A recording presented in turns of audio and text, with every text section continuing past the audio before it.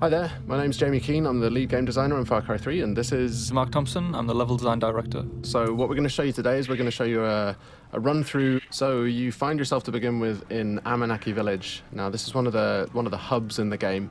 It's kind of a friendly area where you can rest, recuperate, you're going to feel a bit of the life of the world, but you're never under threat here.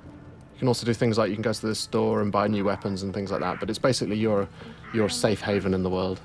I was out hunting this morning, got lucky. So at this point, if you look at the mini-map, it doesn't have a lot of useful information on it. Actually, it's almost entirely useless, apart from the radio tower icon you can see there. Whenever you get to a new area of the world, the map will look like this. So the first thing you need to do is find the nearest radio tower, which is generally a visible landmark on the horizon. And then you need to head up there and take off the GPS scrambling device, which Vas and his pirates have put there. So they're always going to be pretty much in high places in the world, areas that you're going to find easy to see. We wanted to make it a slightly different challenge to the rest of the gameplay. A lot of the gameplay in the world is combat-oriented, whereas this we wanted to make much more of a kind of a jumping puzzle. This one's the first one that you come across in the world, so it's a really light challenge, but later on in the world it's going to become a little more tricky. We want to emphasize that feeling of vertigo, so you're going to have some pretty gnarly jumps to try and make. You're going to hear the wind kind of rattling through this thing. You're going to hear it creaking.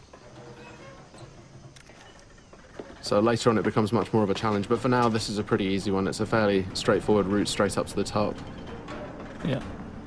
But, I mean, the level designers did get a little bit mean with the later ones. More than a little bit, I'd say, some of them, but in a good way.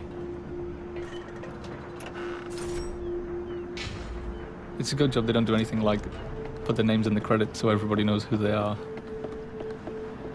You can't find people on the internet like that anymore. No. All right, so you can see a bit of the size of the scale of the world. We're showing about 1/20th of the world in this demo, so you can just take a little bit of a look around and you can see the kind of the overall scope of the game as a whole. Everything you can see in the world you can get to at any time, and you can explore, and when you get there the world will reward you for doing so. It'll be fun. With these reveal sequences, we want to show you a little bit of the world, some sort of suggestions on areas where you can go to explore afterwards.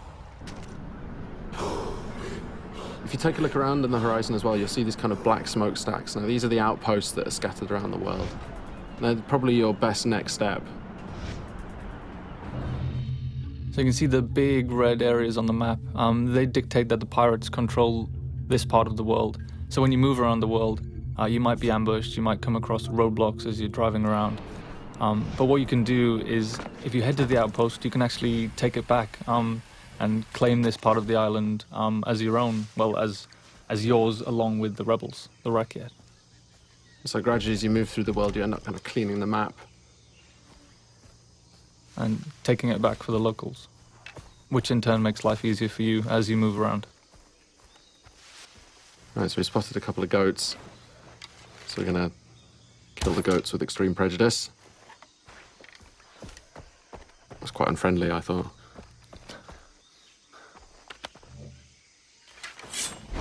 That was more unfriendly, though. Yes, certainly. Yeah. All right, so we skinned the goat, so now we've got a skin from the goat, so we can use that to craft. This is the crafting menu, and in here you can see all the different things that you can use animal skins to craft. Right now we're going to go and we're going to craft a weapon holster, which is going to let us then carry 4 weapons. The loadout that you have in this demo is a little bit, we kind of cheated slightly just so that it was more fun to play for the demo, but normally you would have to build up from pretty much nothing. You know, you start off in the world and you start off like Jason starts off in this world. You know, he's this young 25-year-old guy without much of a clue, and he's kind of got a gun and nothing much else, so there's a parallel there between the way that Jason starts in the world and the way that you start in the world. Again, the locals need the help of a plucky young hero. Jason hears the call of duty and sees an opportunity for a Medal of Honor, so he heads out into the battlefield to try and resolve the crisis in uncharted territory. And it's kind of the borderland between a series. All right, so we're here at the outpost now. Now we've got the camera out, which is going to give us a kind of a bit of a chance to look around and spot some enemies, tag them so we can work out a better route, a better path. This is one of the things that wasn't part of Far Cry 2 really, but it was a cool feature in Far Cry 1 that we liked, so we brought it back. And these outposts as well, they're going to really change the feel of the world. If you take them out, then you control the area, and then the Rakyat are going to move in. It's no longer going to be enemy controlled, it's going to be friendly controlled, so it's much easier for you to move around in the world. But you've got to take it out first.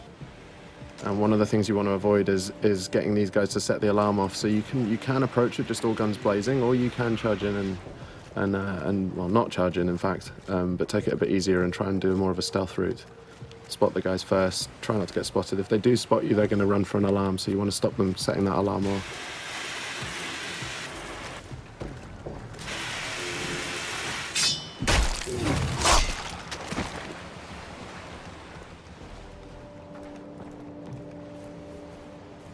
Alright, so we're trying to do a bit more of a stealth route here. Got to be a bit careful. That white line you can see there is a detection meter. If that fills up, they're going to spot you and then combat's going to start.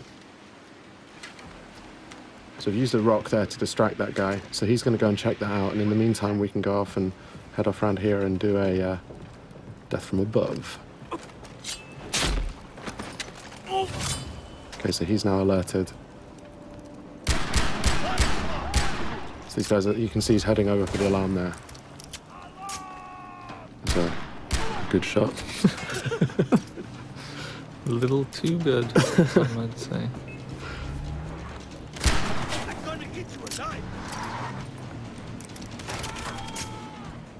Alright, so it's all kicked off now because they can hear you. So this is the thing. I mean, once you do go weapons loud, the world reacts to it, and the world's going to come and find out and see what you're up to.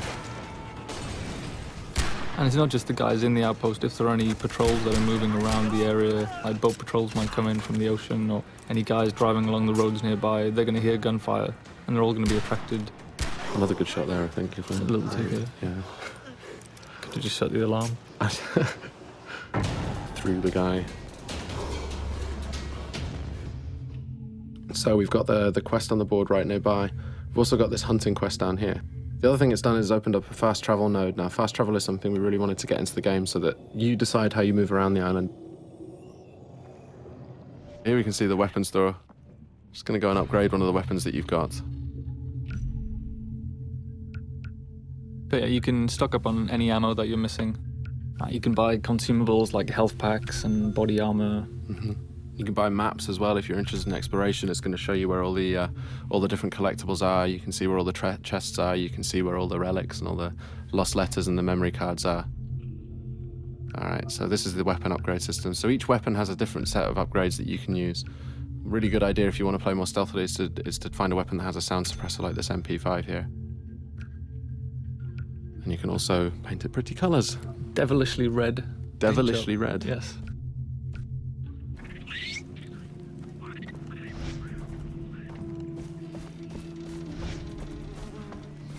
Alright, moving up to take this quest, which is just on the board over here.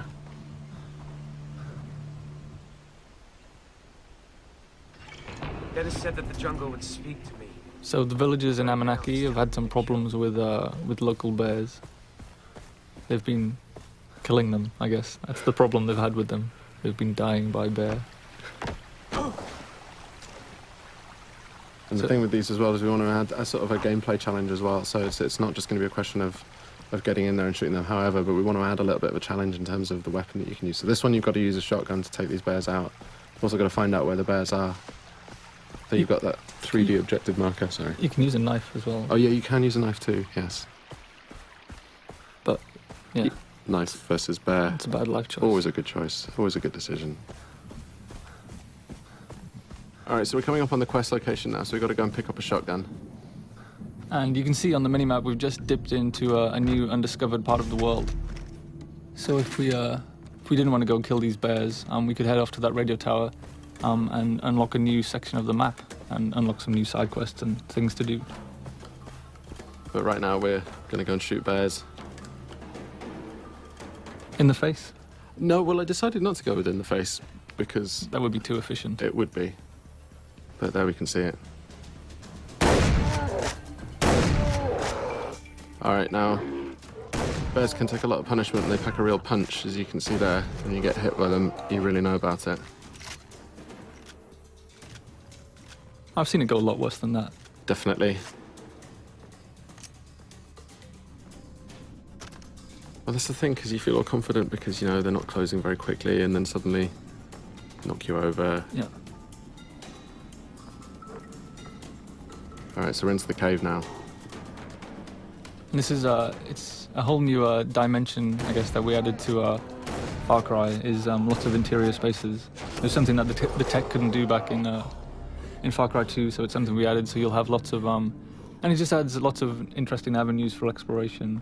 Lots of cave networks, tunnels underground, old mines, old temples, and there's always something to do and find down there. It's true. And you have a flashlight as well, so you can see where you're going. Indeed. Adding other dimensions, really. You've got interplanar experiences. Yeah, I mean, physically and metaphysically. So we added Hell and Rylier. And Yeah. In the last area, we headed to the radio tower first so we could figure out the lay of the land and decide what to do next. But in this instance, we just sold the smokestack and headed straight for it. And there's no order that you need to do anything. No, I mean, you don't have to do any of these things if you don't want to. It's just going to make it more difficult to... Oh, I think I heard a tiger. Ah, yes. That's kind of forced the hand on the stealth issue there a little bit, I think. Yes, a little too close to the outpost there. Explosive arrow. But they don't know quite where you are yet. They just heard the gunfire and they come and investigate. Oh, and this is the best explosive arrow ever. Great. I know I'll start a fire. So you can see there we used a few different types of arrowhead. They're actually craftable items. So you're not just stuck with the bow is a super cool stealth weapon for long range kills, but you can also go craft fire tips and explosive tips, so you can be more versatile at long range. But it still stays stealthy, even if you've got those kind of like more full-on arrowheads on them. Stealthy explosions. Yes. Stealth explosions. I think we should do that in the real one as well, actually. Stealth explosion.